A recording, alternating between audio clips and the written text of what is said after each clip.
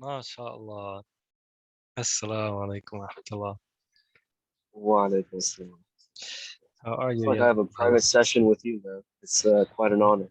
Private MashaAllah. session. The honor is all mine. Uh-oh. My private session just got ruined up. Who is this guy? Is that Who's you doing dialed that? in or that's someone else? I don't think that's me. I can't think. Maybe I made a mistake. I don't really like the way this mic sounds all that much. It's a little condensed. It's clear, which is good. But when I listened to the recording from last time, it was kind of like very condensed. I don't know. You're the expert here with the filmmaking and stuff like that, I guess. I have no idea. Yeah, you know me and my audio, like being the singer that I I am. know you're like condensed and all this. And I was like, what are you talking about? I have no idea. My vocals are being condensed, I can tell. السلام عليكم. وعليكم السلام ورحمة الله وبركاته. أهلا يا ريان، كيف حالك؟ الحمد لله رب العالمين. أنت الحمد لله. كيف الحمد حالك؟ لله كله تمام الحمد لله. You honor us with your presence today, mashallah. Glad you can make it. حبيبي عبد الرشيد. I'm glad I'm here. الحمد لله. Alhamdulillah. Alhamdulillah, likewise. So we'll wait a couple minutes, see who comes in. And I know Arib said he'll be here. Aman said he'll be here. The other Rayan. So we have two Rayans. We have you, Rayan, and then we have the other Rayan, Rayan Johnson. So let's The Ryans are dominating the حلقة today إن شاء الله. MashaAllah, the only name with two people, two people with that name. This is a good name, MashaAllah. We have yeah, I think this 321 number is not, it's not mine, so it must be someone else. Who's Shireen? Who's that? It's on the group chat. He also said okay. Shireen? Yeah. Sherin. With the thumbs up? Yeah, okay, the thumbs up. That for me is Tahsin, Aman. Oh my god, okay. Maybe he has like some other numbers on. Maybe. I don't know.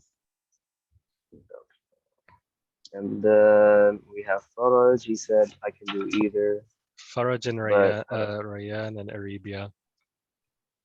So we'll see. Yeah, I'll give him a couple minutes. With Asr, it was kind of like because Asr is gonna start getting later now. Is it? It seems like it is. It seems like it's getting later. I don't know about you, man. It's always late for me. Do you pray Asr at the Hanafi time? No. Okay, I was about to say. I didn't think so. Yeah, because now it's 5:02. That's much later than before. Before it was like 4:50s. So Asr is getting later, and I was a little late, so I'm not surprised other people are late. Anyway, I don't want to take too much of anyone's time, so we shall get started, inshallah. Bismillahir Rahmanir Rahim. Alhamdulillahi Rabbil Alameen. Wassalatu wassalamu ala Sayyidina Muhammad, khayr al-mursaleen, wa ala alihi wa sahbihi ajma'in. رب اشرح لي صدري ويسر لي أمري واحلل عقدة من لساني يفقه قولي رب يسر ولا تعسر وتمم بالخير إن شاء الله. Assalamu alaikum everyone. Umran joined us. Hope everyone's doing well, inshallah. And thank you for being here. I know it's probably been a busy day for a lot of people. A lot of people probably have plans and stuff like that. But our goal is to try to do as many of these calls as we can in these 10 days, especially to take a lot of benefit from these 10 days and to self-improve, to self-heal, to increase in iman and all khairat, inshallah. So last halaqah, we talked a little bit about softening the heart, turning back to reality, understanding the importance of thinking about death and thinking about returning to Allah Azza wa Jal. And we said there's a lot of potential here for us to branch out to a lot of different topics and a lot of different curriculums and things of that nature. But today is going to be another day of sort of, my goal is to like, let's understand the situation. Let's understand what's going on here with Islam in America, with us, what may be affecting our faith, what may be affecting our ability to comprehend the knowledge that we have and things of that nature. And then we can start trying to achieve the knowledge. But first we have to kind of understand, what may be affecting the benefits of the knowledge and things of that nature. So as usual, I will keep my part down to a 15 minutes session, inshallah, and then I'll turn it over to the big shayukh in the room to take over.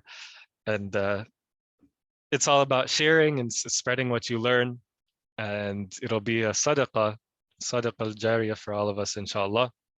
So we hope that everybody will share if you have anything that comes to mind. The thing that I want to talk about today, as you saw on the title, was the meeting was titled numbness. And so numbness is something that we experience a lot in America as American Muslims. To live in our society, you become numb to a lot of the wrongs and to a lot of the things that start to even not seem so bad to us. And that's exactly what it means to become numb to something, right?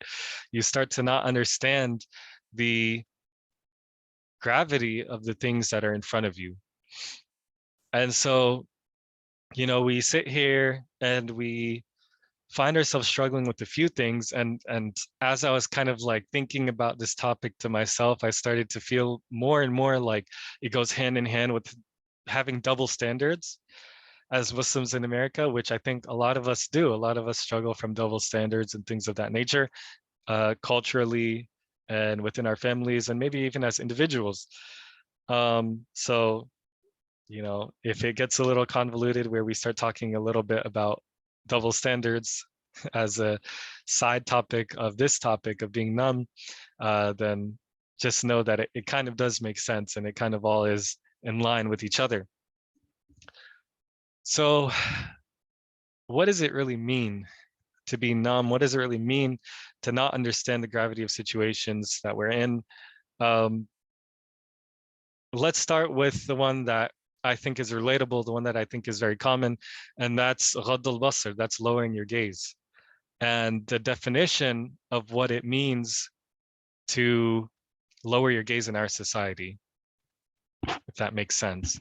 Because now it's become like, for the first time in history, when a woman covers up, like literally, let's be real, maybe 6-7 inches of her body, she's not naked. And that's become the American / the perhaps world, the global standard of what now being dressed is for women. And for men, it's similar, like a guy can wear the tightest shorts that are super small and super short, barely covers any of his thigh, and no shirt and whatever, and he's considered dressed. And these are the kinds of things that I'm talking about are numbing us in our society. And we have to turn back to what's appropriate in Islam. That's our job, is to turn back to what's appropriate in Islam, not to implement it on other people, not to not be able to function as a regular person in society, but so that we can understand, again, the effects that it may be having on us, right? We shouldn't expect to be in the same situation as the disbeliever everywhere that they go, and then to not turn out more like the disbeliever than in the end of it than we were at the beginning of it. Of course, if you're always around those environments and those situations, you can't expect yourself to stay as pure as you were before the situation occurred. And so this is all sort of an overview, and that's why it's kind of vague and overlying. But the reality is we have to understand the definition of awra in Islam. And we have to understand that in Islam, there are legislations towards humanity and there are legislations towards Muslims. But the awra is a legislation towards all of humanity. It's not just a legislation towards Muslims. Anything related to the fitra is like something that all humans should be doing. And that's why we see in the Quran when Allah Azza wa Jal talks about food, He doesn't say Ya ayyuhalladhina amanu kulu. Not only, you also see Ya ayyuhan nasu kulu mimma fil ardi halalan tayyiba, right? Oh mankind, eat from what's good.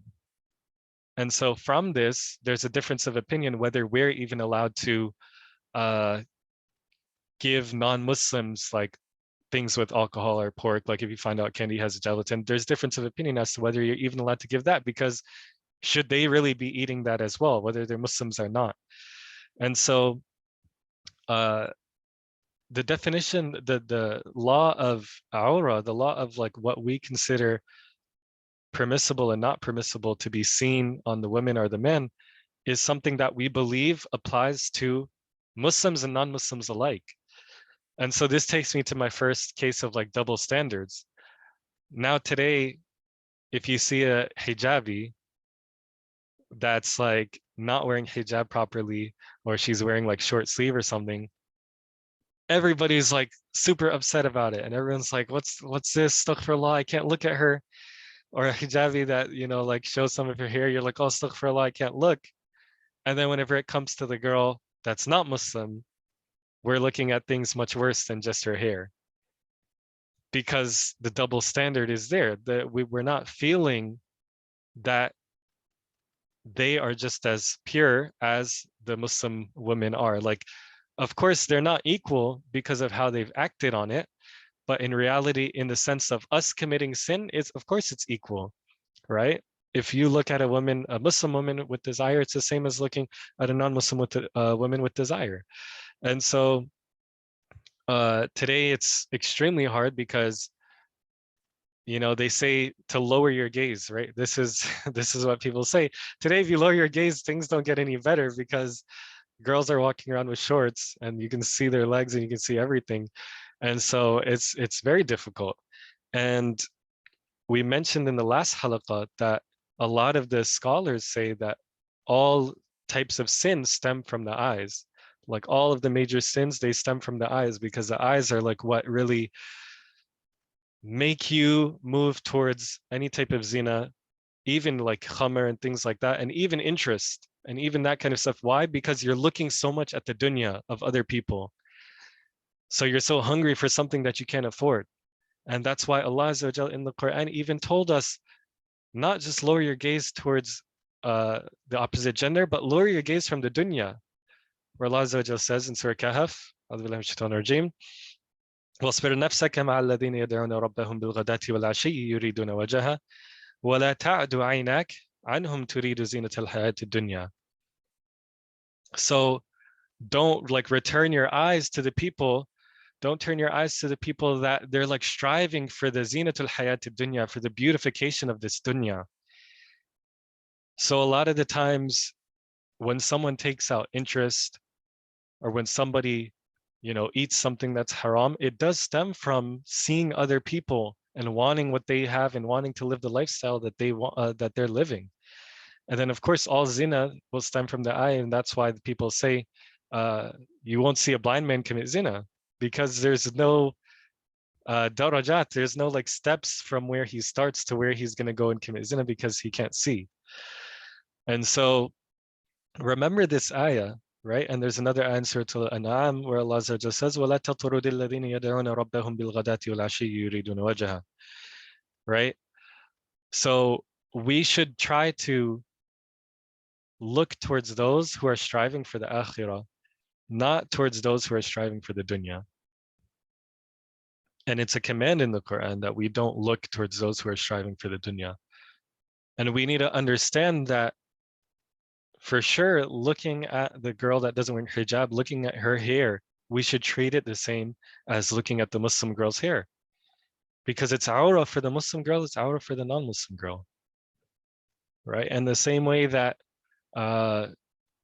again, there are a bunch of double standards. Like the same way that if a Muslim girl was doing like dancing or something like that, you'd be like, astaghfirullah, what is this? But then on social media, if you see a non-Muslim girl dancing, it's like, oh, it's fine. right? And this is a scary thing that we're going to have to answer to Allah Azza wa Jal for. And that's why I'm trying to say our definition of right and wrong should not be based on the society. Our definition of what's right and wrong and what's considered aura, what's considered nakedness, what's considered decency, is stemmed in the Quran and by the lives of the Sahaba and the lives of the righteous before us. And so, again, this is a sort of motivation for us to then learn what the Quran says about these things, to then learn what the Seerah says about these incidents. Because there were incidents, for example, and this is not completely related, but you wouldn't believe some of the things that took place in the life of the Prophet Muhammad Sallallahu. One of the Sahaba came to him and they said, Ya Rasulullah, I found a woman to marry. She's this, she's that. And the guy didn't have a lot of money. And he said, she's making money, so she's going to support me. And the Prophet Muhammad was like, well, what's her source of income? And the Sahaba knew that she was a prostitute. And these are the kinds of things that happened in early Islam. There are a lot of situations where, like, he's asking the Prophet ﷺ if he can marry a prostitute and live off of her money, basically. Right? Can you imagine that? And so the Prophet ﷺ told him, like, these are not the type of women that you should choose to marry as a Muslim. And so they had a learning curve that we have to understand. Like, we have to study that.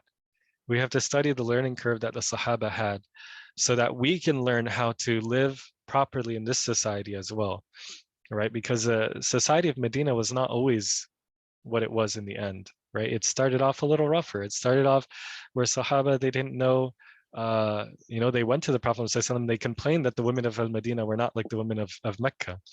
And so there was a lot of change that took place. And we can talk a lot on this topic.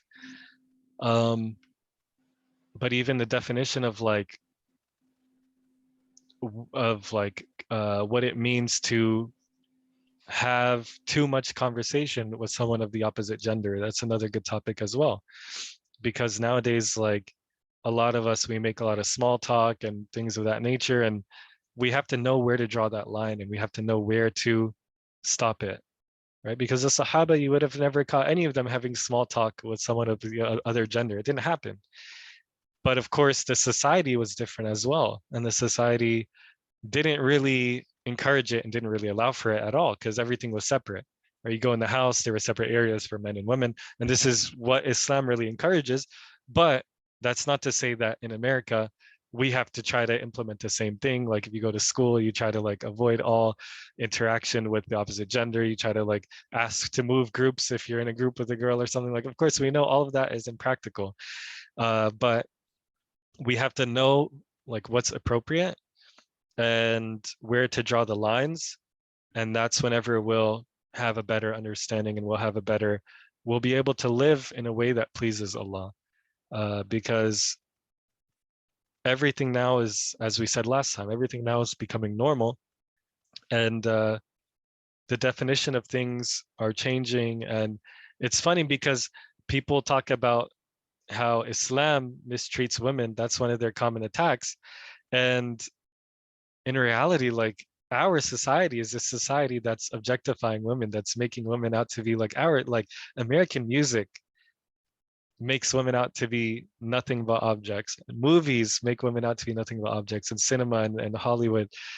And so that's just the most ridiculous claim that anybody could say, that Islam is like oppressing women and Islam is making women out to be objectified and things of that nature.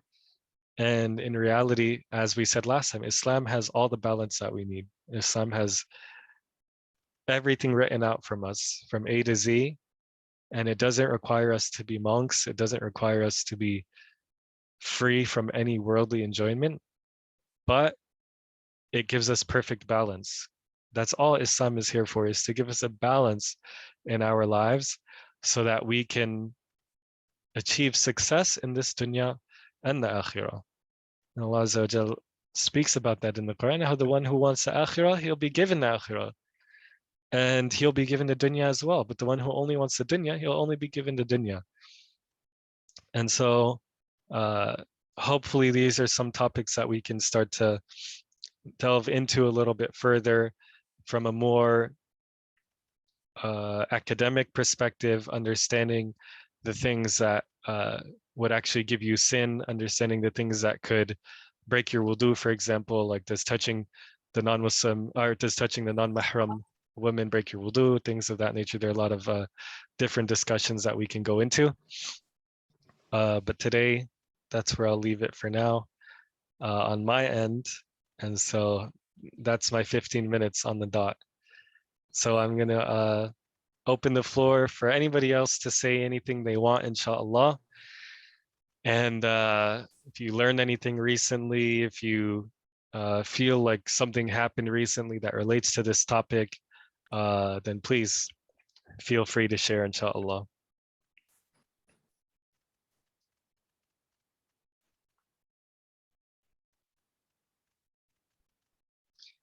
Who's gonna go? Anybody? Yalla Bilal, you owe us from last time. I can go first. Abdul Rayan. So yeah, so like I was very interested in the part where like you talked about lowering the gaze, especially like nowadays in America, like that's one of the most things that like I have trouble with, especially when I have to like when I go to the gym, you know, or when I go to the library, like in school and stuff like that, because like especially like after, you know, if you pray like Fajr, then you go to the gym after, you know, have Quran on the headphone, then you see all of that. It's so hard, and it's something I've really been struggling with. And like I talked to the Sheikh about it, like it's not like when I'm back home, it's just these things. It's like I don't even like feel like, you know, I have to even think about it as much as here. But here it's like everywhere I go, it's like it's extremely hard, and it's very important, and for us to really like discipline ourselves and like, you know, like train ourselves to really like try our best to, you know, to lower our gaze and do these things. So Jazakallah khair. Alright, that's the best thing you said, I think, is to train ourselves, right? Like that's exactly, because like what we're talking about is a problem, but eventually we need to branch off and like talk about the solution. And so one of the solutions is like we have to understand that everything that comes from desires, like all sins that come from desires, or I should say all desires are related.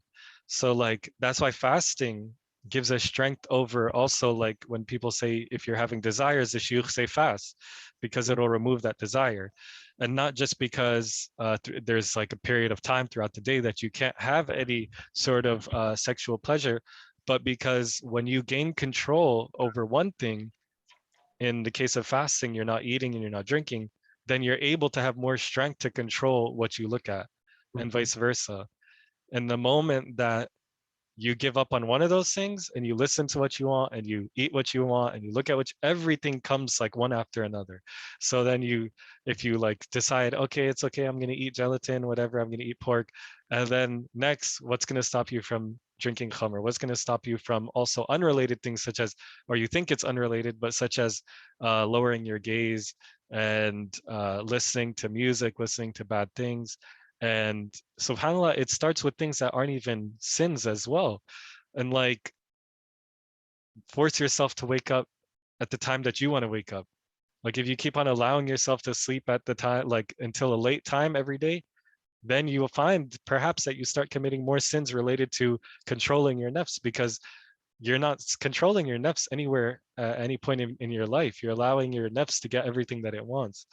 And so that's why the shuyukh say nafsu katifli, that the nafs is like a child, right? And it's always going to go to everything, you know, that pleases it in the short term, not focusing on what's going to be the long-term repercussions. And another saying that that Imam Abdullah said, and this saying is really only for those of like strong hearts, and that's like he said it in Arabic, and I forget the Arabic, but he said, anything that your nafs tells you to do, disobey it and ignore it, because the nafs only invites you to like fahsha and munkar. The nafs only invites you to things that doesn't benefit you. And when you really think about it, it's true. The nafs never wants you to do anything good. It's like doesn't want you to wake up for tahajjud, doesn't want you to not eat what you want to eat, right? So many foods today, they have alcohol, they have pork, they're fried in like pork oil and things like that. Like so many things that we have to be careful of and we have to leave off. And so it's our job to control our nafs. And it starts with like training your nafs on every level, right? To like you fix it on one front and then it gets better on this side as well. And the last thing that I'll say to the training point is a story where Umar ibn al-Khattab, he saw one of the Sahaba running through the market and he grabbed him and he said, "Where are you running?" And then he said, "Oh, my wife is making my favorite dish tonight. So I'm running home because I'm excited to eat it." And Omar said, like, does a believer let his nafs control himself like this? And so this is like, that's like savage, you know, that's like pretty harsh to tell someone. But this is what Omar told him because it's true that it stems from something like that. Like gluttony stems from like things like giving in too much to this dunya and the nafs, and then all the sins will stem from that. So this is Omar. Of course, we don't say Omar was wrong. Of course, Omar was right to tell him that because he's like thinking if you're gonna allow food to control you like this, and what happens whenever we have to like fight? What happens whenever we have to like lower our gaze and things like that? Your nafs is gonna be in control. Wallahu a'lam. Jazakallah khair ya Rayyan. If you want to add anything, feel free, inshallah. Thanks a lot. Jazakallah khair. Yalla, Bilal, you owe us. All right. Yeah, I had to switch devices. Sorry about that. It's No, it's all good. my iPad failed. But inshallah, yeah. Alhamdulillah. Thank you so much for bringing us together again, Abdul Rashid, the mastermind. Alhamdulillah. But what I wanted to talk about a little bit, speak a bit into was, building off from what you both said. I think in modern times, there's a huge disconnect between inner spirituality and outward actions. Now, a lot of times, especially amongst the Christian population or even the Western population in general, you have this idea that I can maintain some sort of spiritual connection with the divine, with God, with, Allah. But unfortunately, a lot of times the sensory, um, kind of like the senses, the sight, like what we talked about last time, sight, hearing, smelling, all of this connects directly with your heart as well. So, you cannot just go out there and, live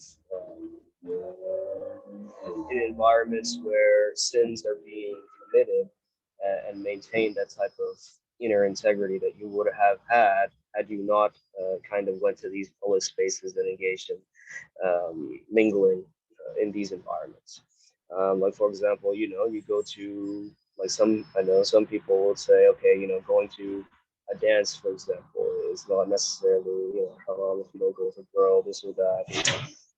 Kind of these types of things. Obviously, I don't think many of us here would say that's something we should do, but some might say, hey, it's not necessarily innately bad.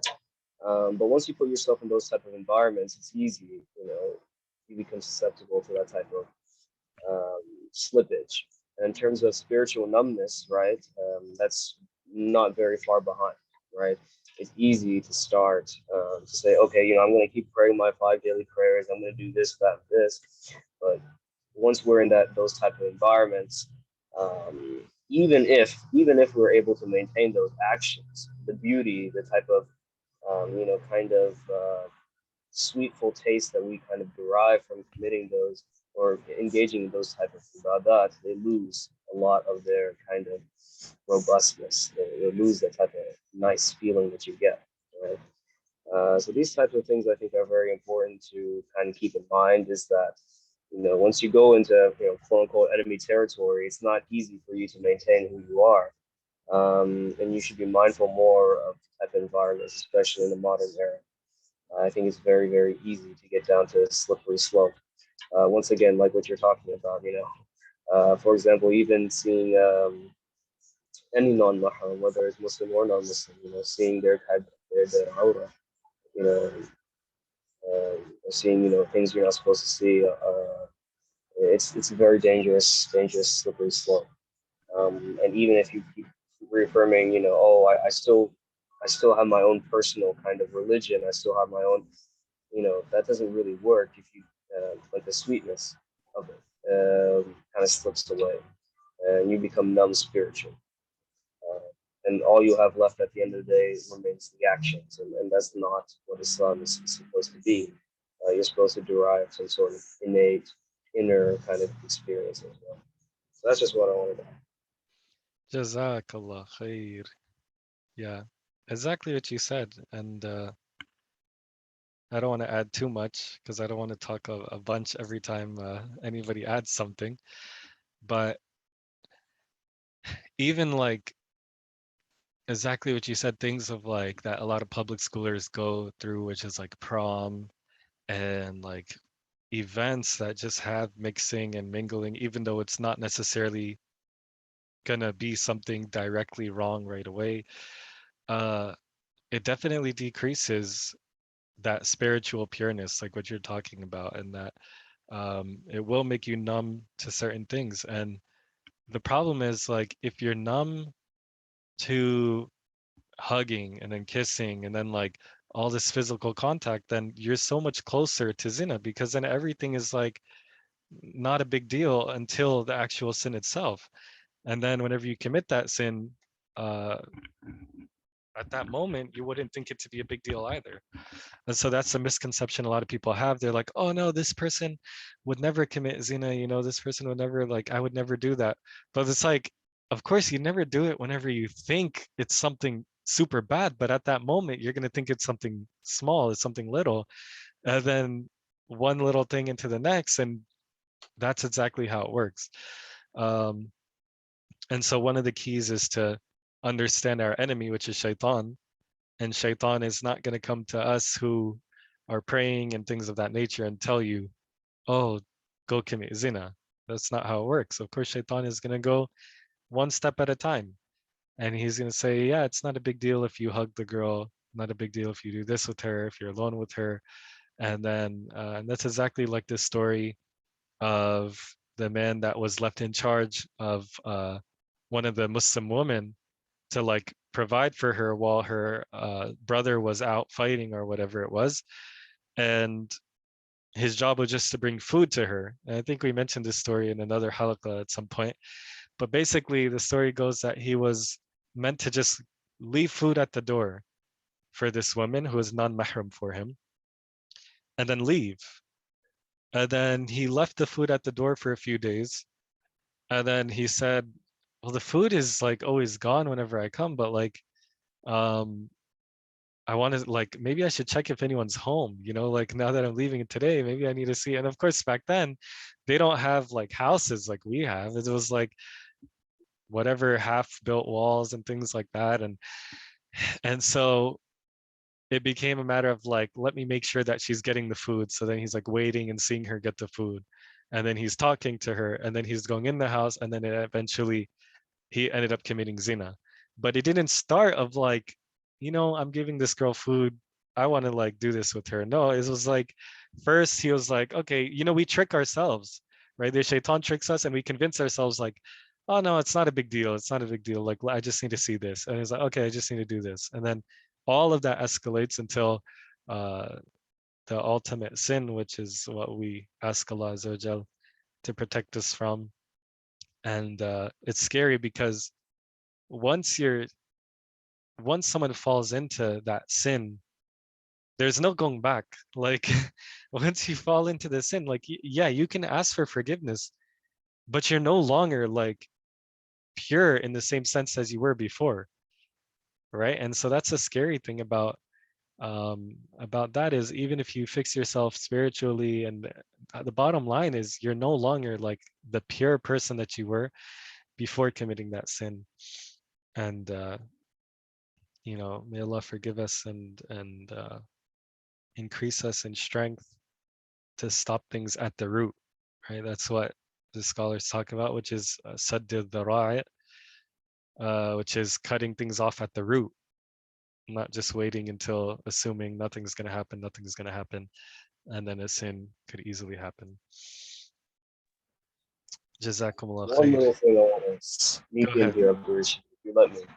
This reminds me of a poem that I read quite a while ago, and I would like to share it. It's not. It's related to numbness, and of the spirit. So it goes like this: I traveled the world but couldn't find home. Put myself into every conversation, yet still ended up alone. Chased knowledge and read every book, yet never could muster a smile when in the mirror I looked. A man has lost the game before it even begins, when their hearts become numb to Allah who has blessed them with their lifestyle. So, it goes like that, and it goes to tell you that no matter how much knowledge you obtain, you'll never be happy. No matter how many things you see in life, this worldly life, it won't matter at the end of the day. What really matters at the end of the day is the inner connection to Allah. So just something I want to put in there. Jazakallah khair. Yalla, Adam, Umran, anything you guys want to add? Assalamu alaikum wa rahmatullahi wa barakatuh. Wa alaikum assalam wa rahmatullah. I think all the things that were said were like really good. So I'm just more like reflecting. But like the story that you mentioned, like I remember reading it in Iblis, the tricks of Shaitan. And like it's crazy that you talk about it, especially the fact that if you're pious or if you're on a good track, like Shaitan's not just gonna come whisper you and just say, oh, just commit zina. Like it's always in steps. And that's why like I'm pretty sure there's a hadith about where it says like don't even come close to zina. And what are the things that get close? It's, oh, I'm just gonna shake their hand. Oh, like I'm just gonna like say hi. Oh, I'm just gonna be like in the room with them alone. Like, and then eventually it leads to this and this and this. And like we talked about before, it's just you become numb, and then you feel like, oh, I'm comfortable in this situation. I'm a strong enough Muslim that I can be in a room with another non-mahram woman, and like I'm strong enough to not succumb to my desires.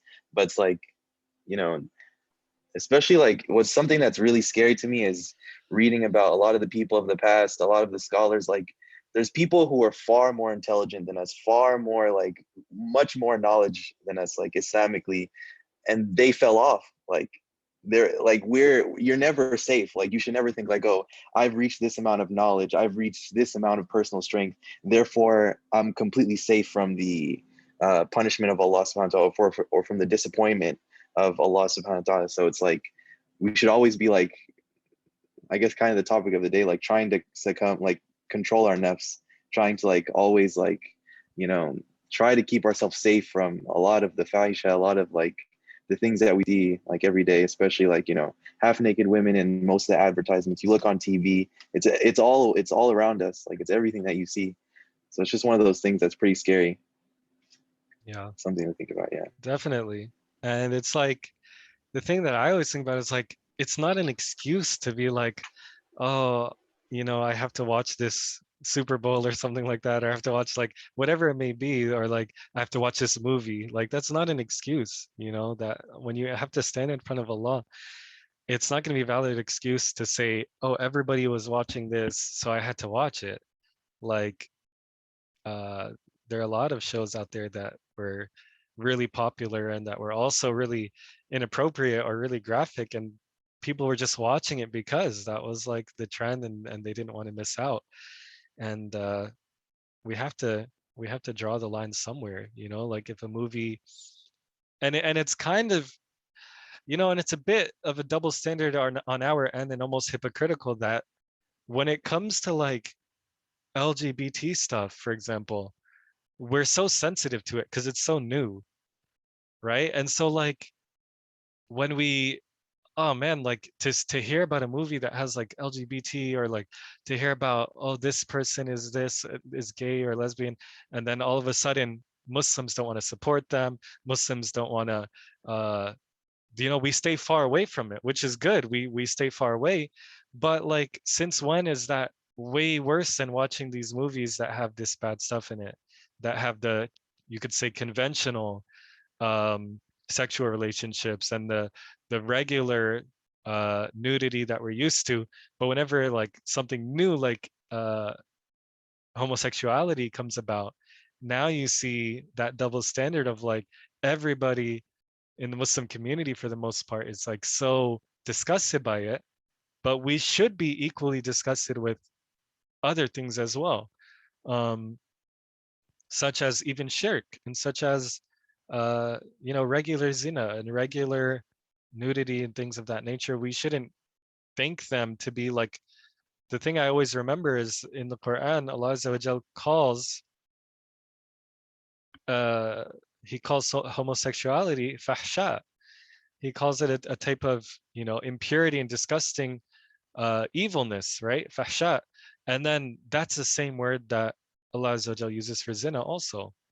وَلَا تَقْرَبُوا الزِّنَا إِنَّهُ كَانَ فَاحِشَةً وَمَقْتًا وَسَاءَ سَبِيلًا. Just like what Adam said, don't come close to zina, right? Allah Azza wa Jal said, didn't say don't commit zina. He said don't come close to zina, and he said إِنَّهُ كَانَ فَاحِشَةً, right? It's a fahisha, the same thing as homosexuality. So we should view it as just as big of a deal, and we should try not to have that double standard of thinking that one is much worse than the other. Like, no, we should be avoiding both, and we shouldn't be supporting either. So jazakallah khair, Adam. Do you have a dua for us today? You're gonna be our dua guy now. Every class we need you to give us a dua.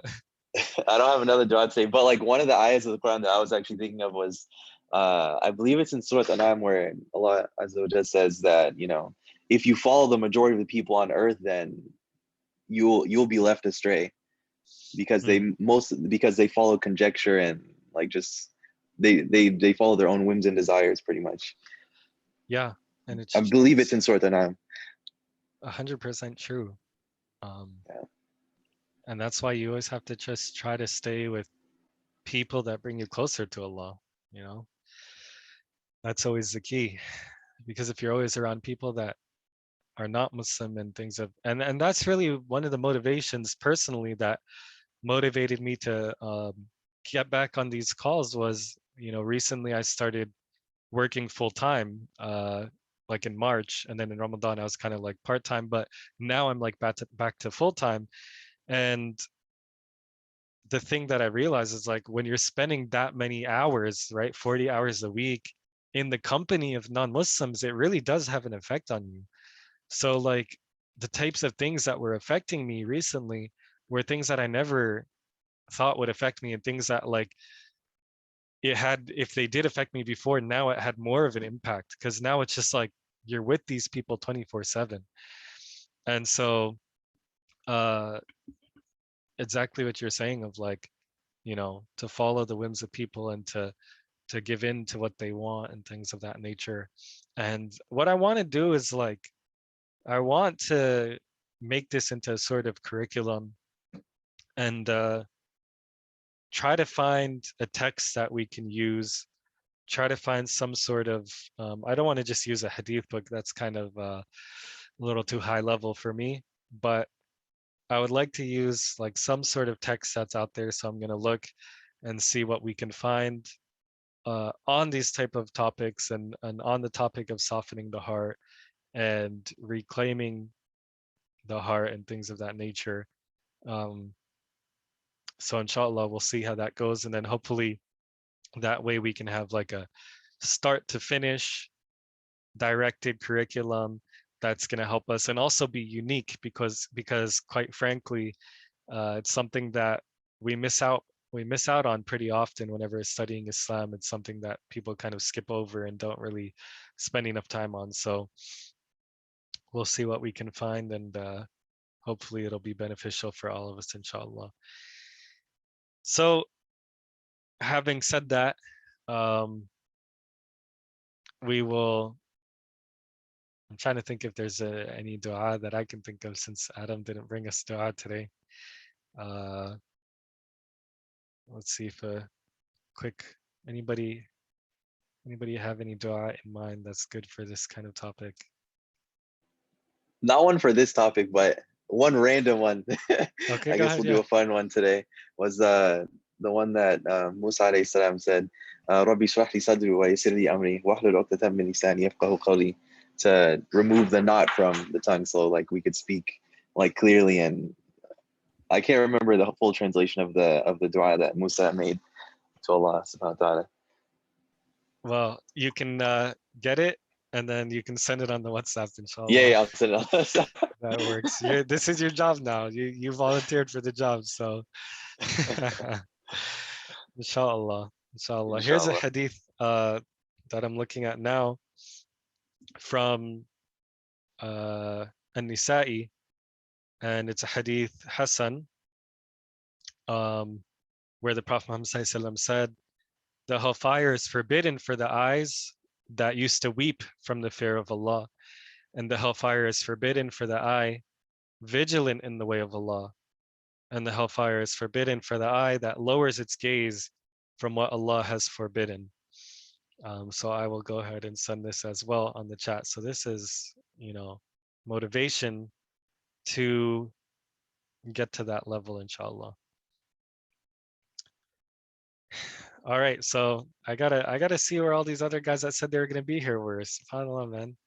We were supposed to have like another 3-4 people that didn't show up, but alhamdulillah, it is what it is. And once the benefit, once we were able to benefit each other, that's really what matters, inshallah. So may Allah Azza wa Jal accept from us.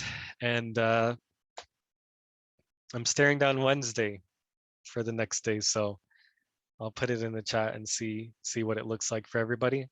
But maybe Wednesday before Al-Maghrib, we could get another one going, inshallah. Inshallah, Jazakallah, أخوي عبد Inshallah. المجيد.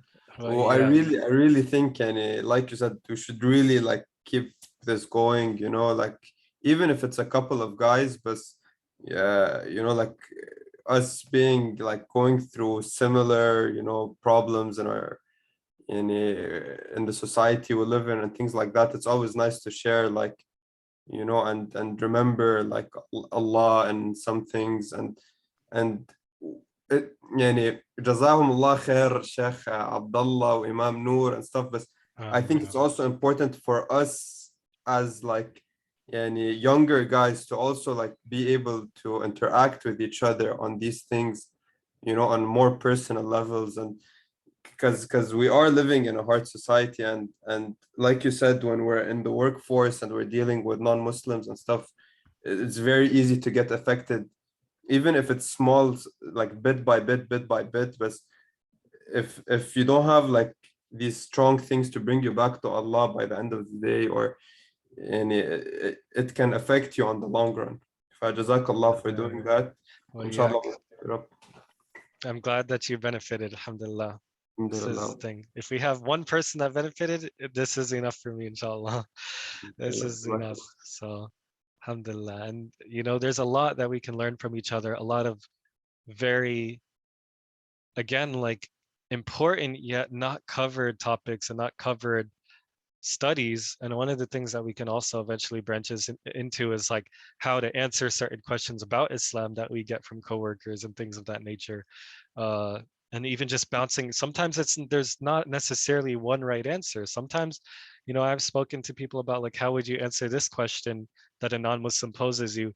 And a lot of the times, anybody's answer is as good as mine. Anybody's answer is as good as the next person's, because it's like being human. It's being a person, not just like the Islamic aspect.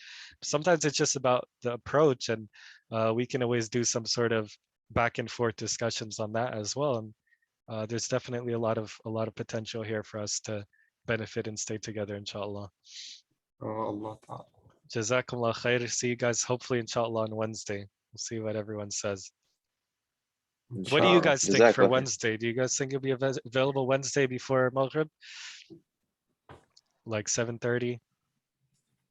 Yeah, I mean, I should be available most probably. Inshallah. Inshallah. What do you think, Adam? Wednesday's a little bit tough for me. I'll be like out of town. But if Okay, it's like inshallah. later in the afternoon, because Maghrib in Florida is what, like 7:30 for you guys? Like 7, 8? It's 8:30. 8:30. 8:30? Okay. Yeah, so we would start 7:30. Yeah. Okay.